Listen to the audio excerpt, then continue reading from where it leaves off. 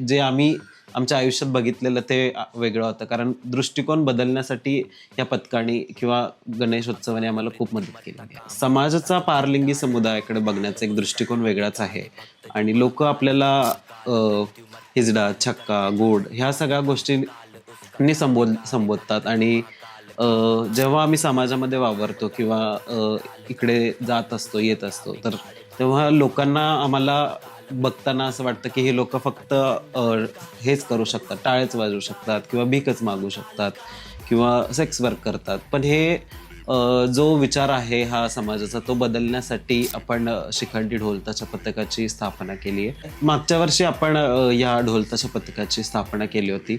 आमची खूप वर्षापासून इच्छा होती, की आपण ही ढोल वाजवावे, आपलंही पथक असावं किंवा आपणही कुठल्या पथकामध्ये सामील व्हावे. पण लोकं सामावून घेतील का? किंवा आपल्याला समानतेची वागणूक मिळेल का? ह्या भीतीपोटी आम्ही कधी प्रयत्नच नाही केले कुठल्याही पथकामध्ये जाण्याचा.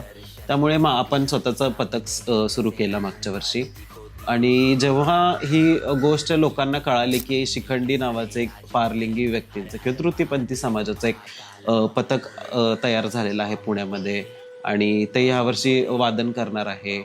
तेव्हापासून लोकांचा एक बघण्याचा दृष्टिकोन बदलला. लोकं एक्सायटेड होते, की कधी ह्यांचं वादन बघायला मिळेल किंवा आता हे लोकंही बाप्पांच्या सेवेसाठी, स्वतः वादनासाठी रस्त्यावरती उतरणार आहेत. जे मागच्या वर्षी मिरवणुकीमध्ये आम्ही अनुभवलं, लोकं आतुरतेने वाट पाहत होते आमच्यासाठी रस्त्यावरती येऊन मिरवणुकीच्या टाईमला. त्यामुळे तो एक अनुभव वेगळाच होता आणि जे आम्ही आमच्या आयुष्यात बघितलेलं ते वेगळं होतं. कारण दृष्टिकोन बदलण्यासाठी या पथकाने किंवा गणेशोत्सवाने आम्हाला खूप मदत केली. मानाचे जे 5 गणपती आहेत, त्यातला आपला गुरुजी तालीम जे आहे, तर त्यांच्यासाठी पण आपण अख्खी मिरवणूक वाजवली.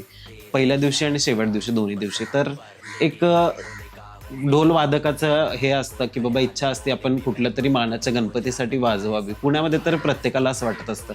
तर ते पहिल्याच वर्षी आपल्याला तो चान्स मिळाला आणि आम्हाला वादन करण्याची तिथं संधी मिळाली. म्हणजे मंडळांनी खूप छान प्रकारे आम्हाला एक्सेप्ट केलं आणि त्यांनाही कौतुक वाटत होतं, की आम्ही वादक झालेलो आहोत.